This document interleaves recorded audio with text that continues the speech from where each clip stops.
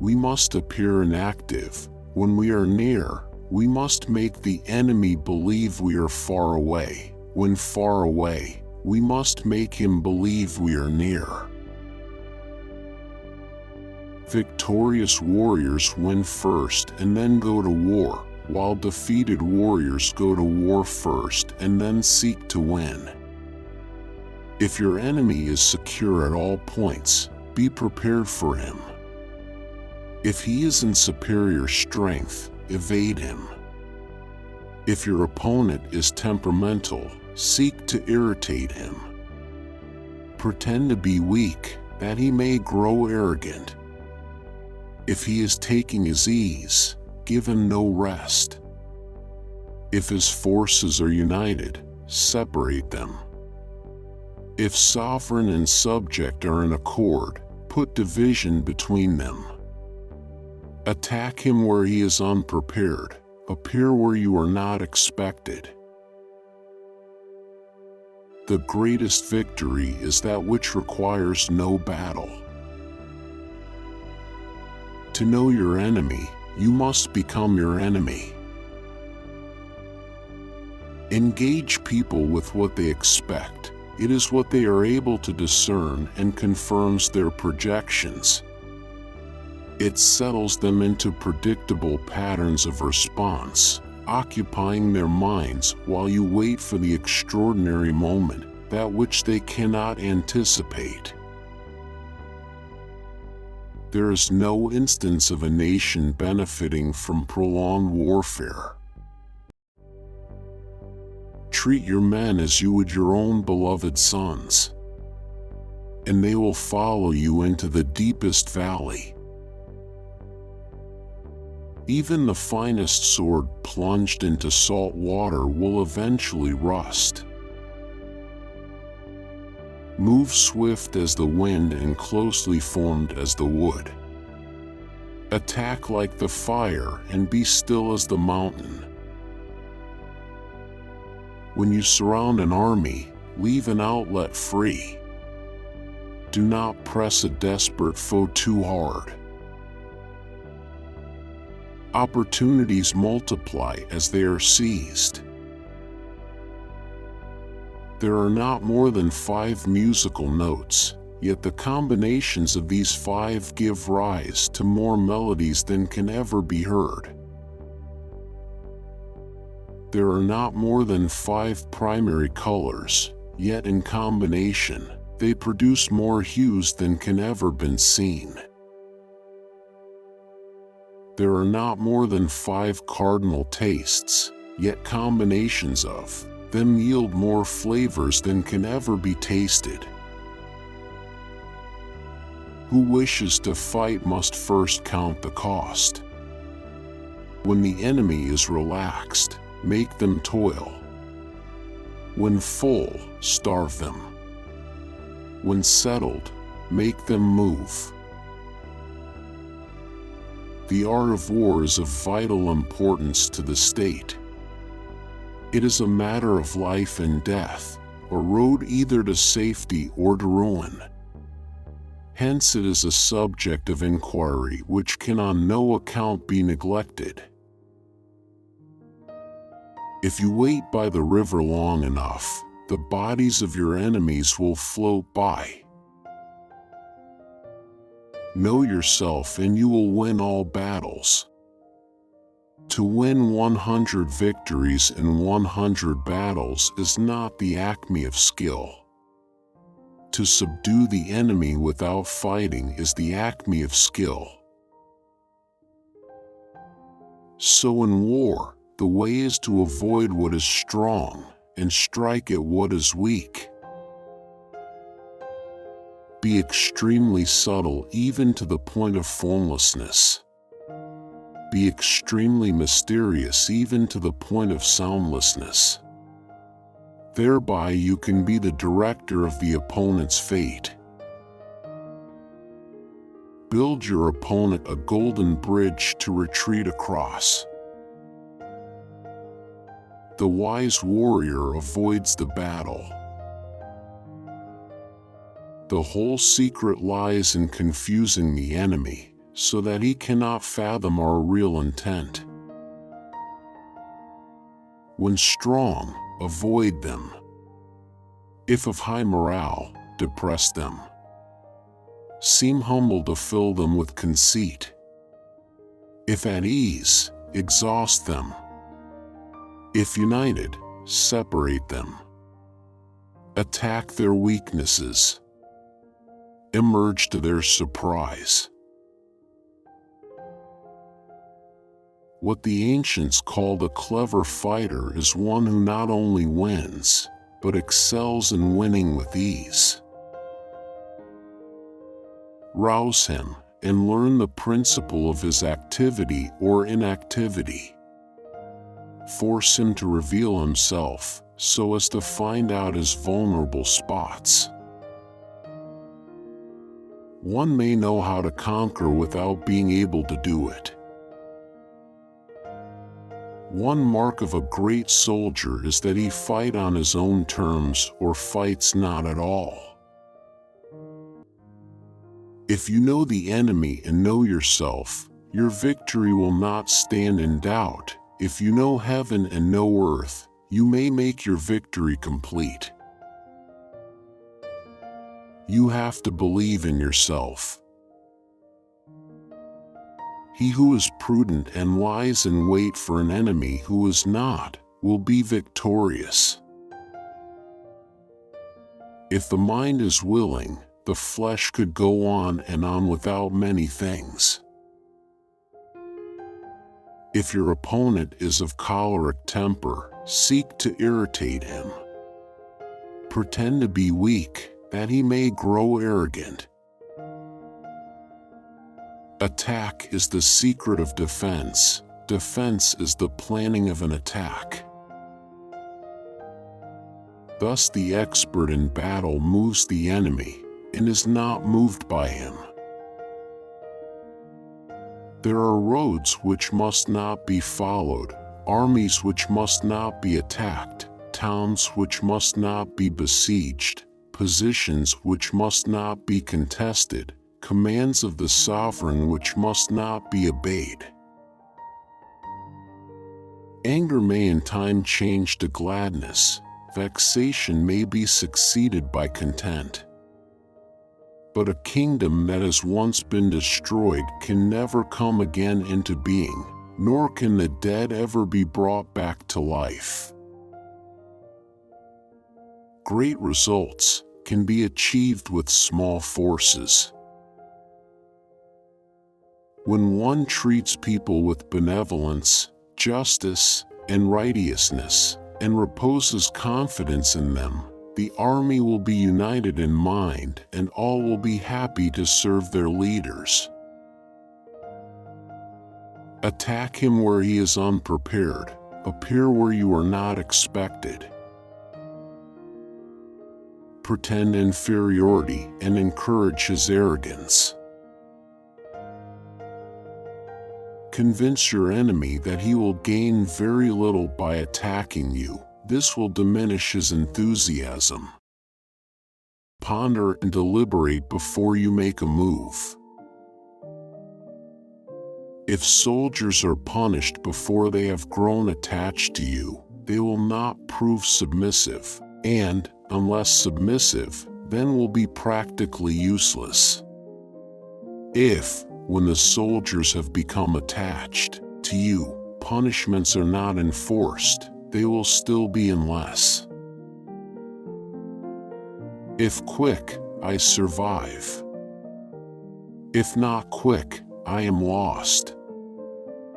This is death. Knowing the enemy enables you to take the offensive. Knowing yourself enables you to stand on the defensive. Ultimate excellence lies not in winning every battle, but in defeating the enemy without ever fighting. He will win who knows when to fight and when not to fight. To secure ourselves against defeat lies in our own hands, but the opportunity of defeating the enemy is provided by the enemy himself.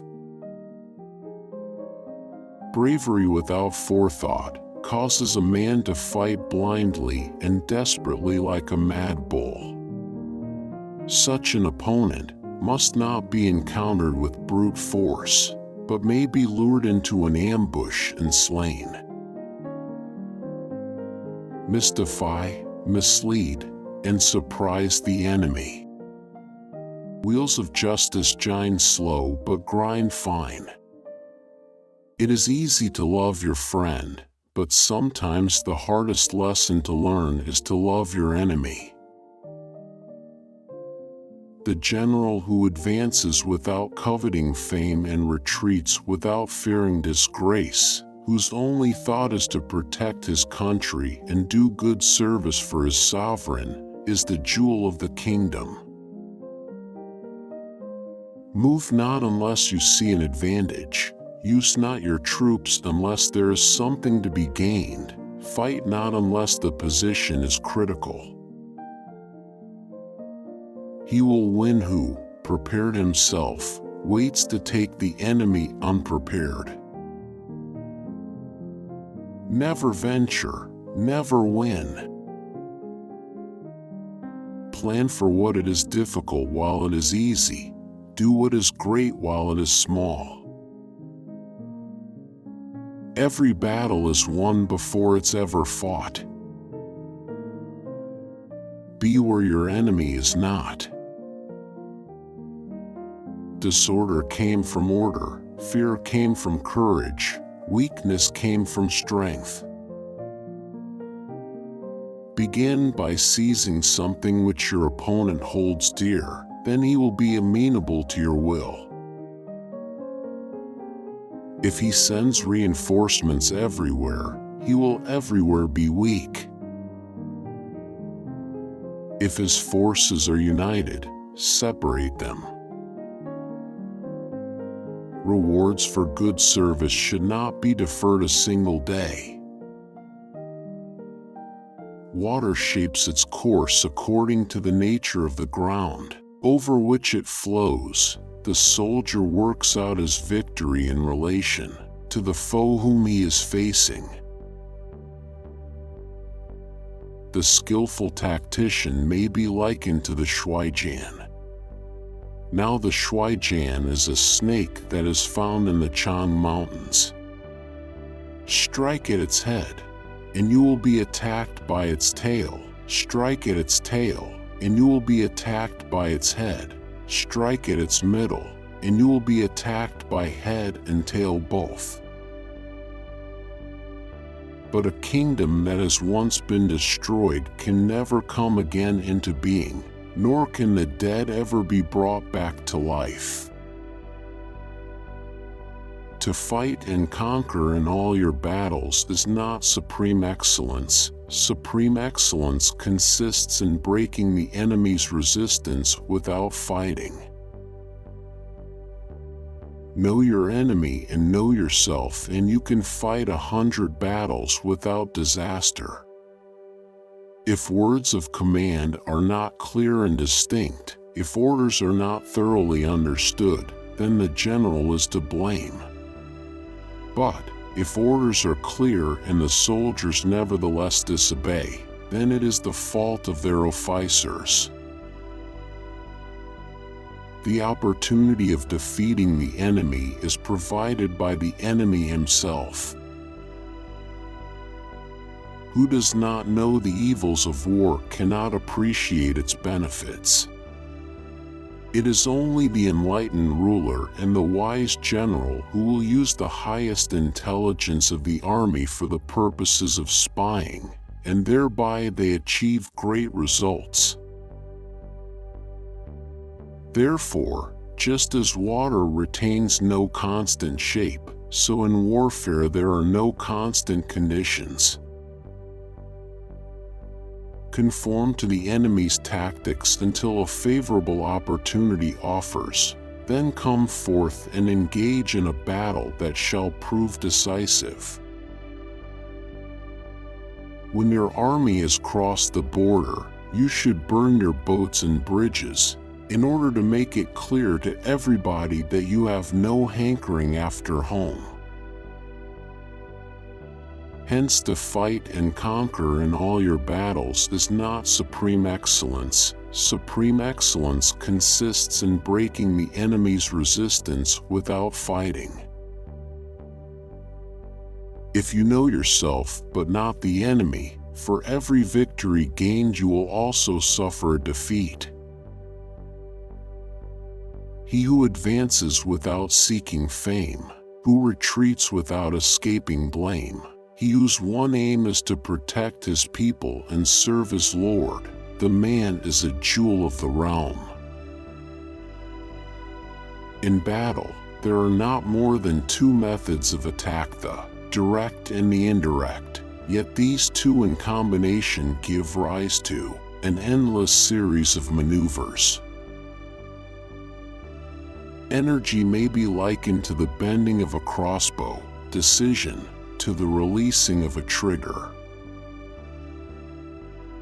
Those skilled at making the enemy move do so by creating a situation to which he must conform. They entice him with something he is certain to take, and with lures of ostensible profit they await him in strength. If there is disturbance in the camp, the general's authority is weak. Know thyself, know thy enemy. 1,000 battles, 1,000 victories. Hence that general is skillful in attack whose opponent does not know what to defend, and he is skillful in defense whose opponent does not know what to attack. The worst calamities that befall an army arise from hesitation. Foreknowledge cannot be gotten from ghosts and spirits, cannot be had by analogy, cannot be found out by calculation. It must be obtained from people who know the conditions of the enemy. Do not swallow bait offered by the enemy. Do not interfere with an army that is returning home. Do many calculations lead to victory, and few calculations to defeat? If you fight with all your might, there is a chance of life, whereas death is certain if you cling to your corner. Success in warfare is gained by carefully accommodating ourselves to the enemy's purpose. Conceal your dispositions, and your condition will remain secret, which leads to victory. Show your dispositions, and your condition will become patent, which leads to defeat. You can ensure the safety of your defense if you only hold positions that cannot be attacked. You can be sure of succeeding in your attacks if you only attack places which are undefended. Whether in an advantageous position or a disadvantageous one, the opposite state should be always present to your mind. The end and aim of spying in all its 5 varieties is knowledge of the enemy, and this knowledge can only be derived, in the first instance, from the converted spy. Hence it is essential that the converted spy be treated with the utmost liberality. When the outlook is bright, bring it before their eyes, but tell them nothing when the situation is gloomy. The art of war is self-explanatory. It is the unemotional, reserved, calm, detached warrior who wins, not the hothead seeking vengeance and not the ambitious seeker of fortune.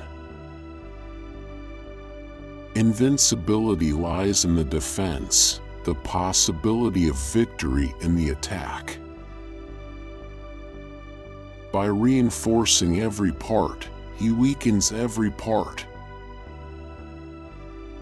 The spot where we intend to fight must not be made known, for then the enemy will have to prepare against a possible attack at several different points.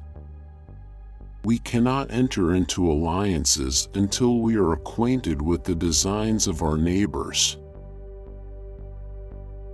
The control of a large force is the same principle as the control of a few men. It is merely a question of dividing up their numbers.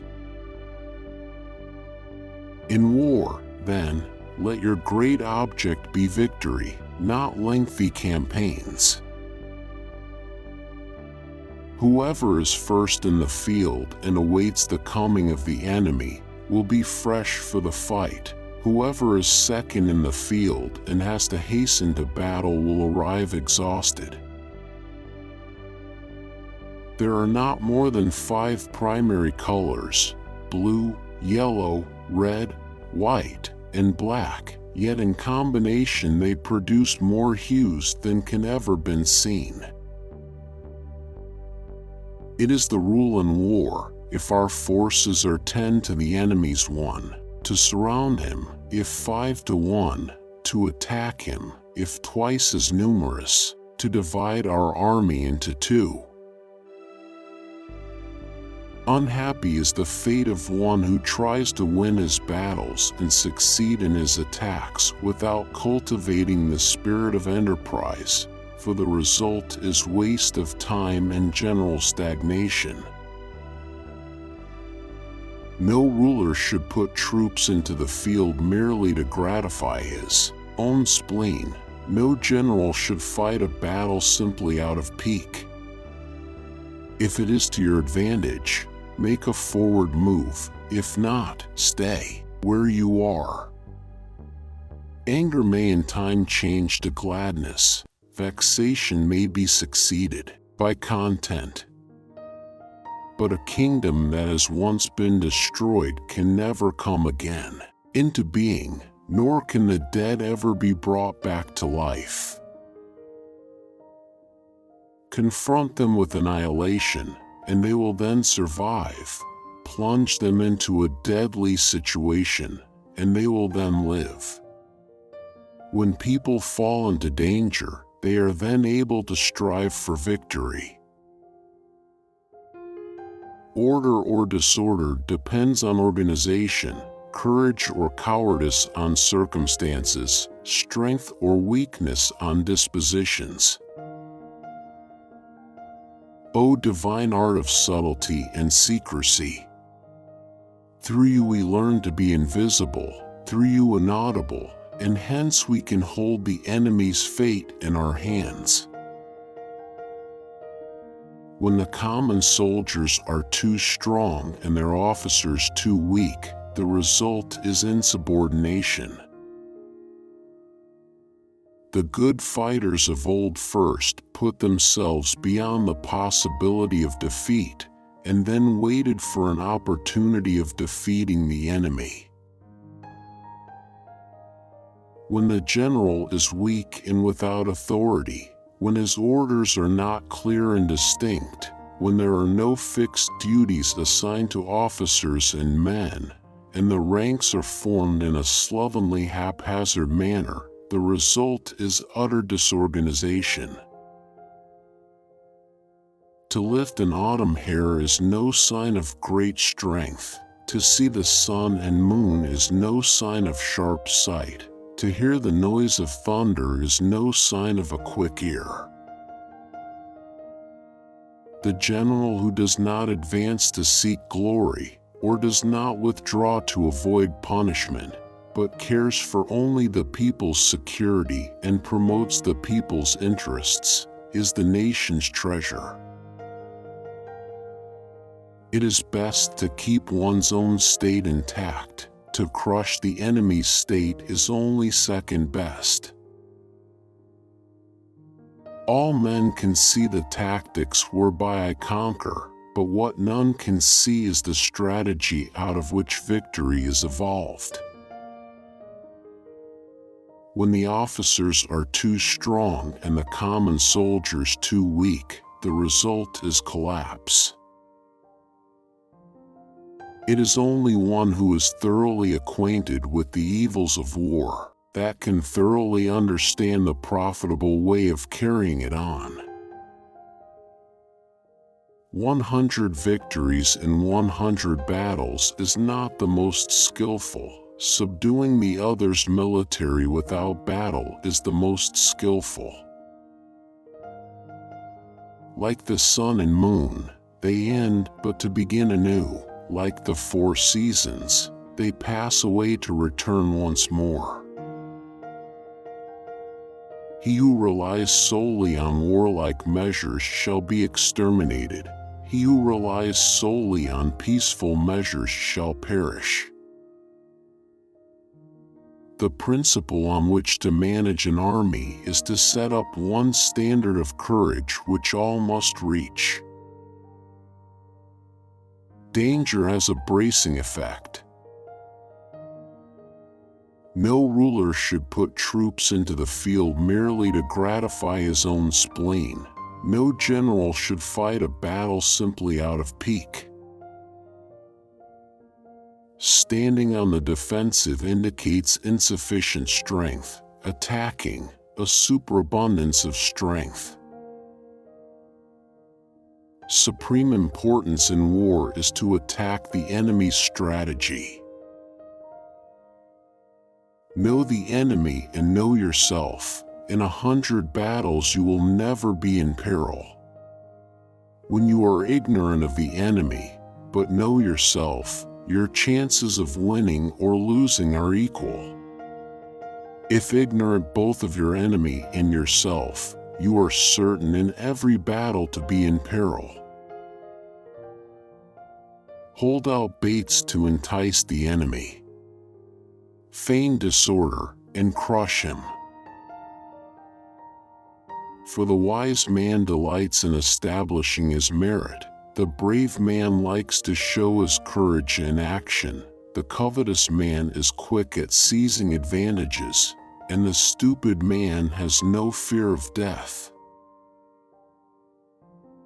Through you we learn to be invisible, through you inaudible, and hence we can hold the enemy's fate in our hands.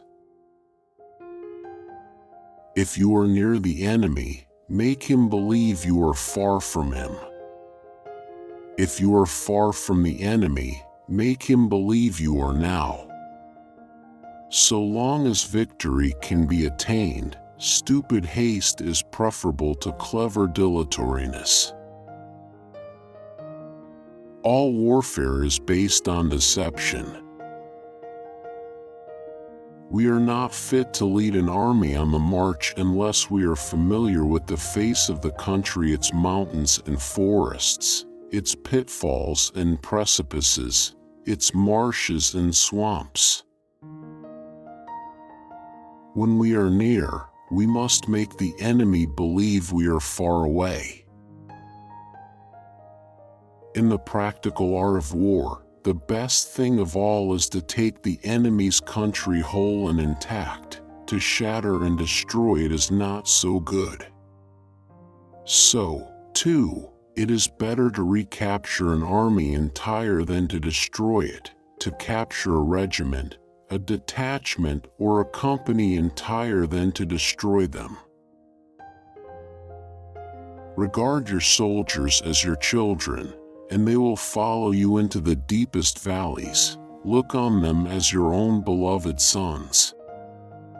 If I determine the enemy's disposition of forces while I have no perceptible form, I can concentrate my forces while the enemy is fragmented.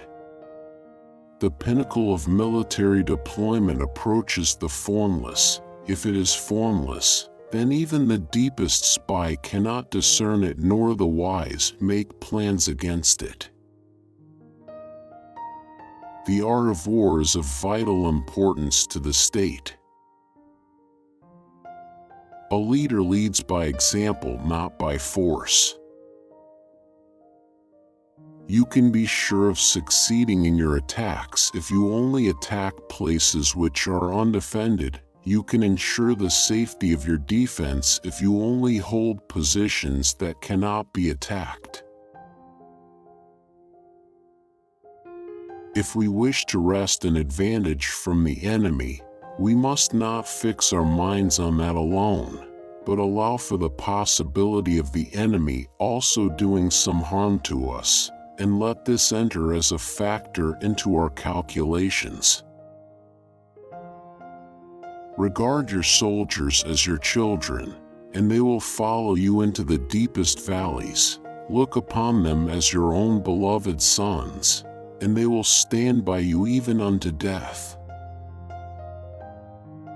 If you do not take opportunity to advance and reward the deserving, your subordinates will not carry out your commands, and disaster will ensue. The art of war, then, is governed by 5 constant factors, to be taken into account in one's deliberations when seeking to determine the conditions obtaining in the field. The good fighters of old first put themselves beyond the possibility of defeat, and then waited for an opportunity of defeating the enemy. In making tactical dispositions, the highest pitch you can attain is to conceal them. To begin by bluster, but afterwards to take fright at the enemy's numbers, shows a supreme lack of intelligence. Therefore, the skillful leader subdues the enemy's troops without any fighting. He captures their cities without laying siege to them. He overthrows their kingdom without lengthy operations in the field. The skillful employer of men will employ the wise man, the brave man, the covetous man, and the stupid man. For the wise man delights in establishing his merit, the brave man likes to show his courage in action, the covetous man is quick at seizing advantages, and the stupid man has no fear of death. He will win who knows how to handle both superior and inferior forces.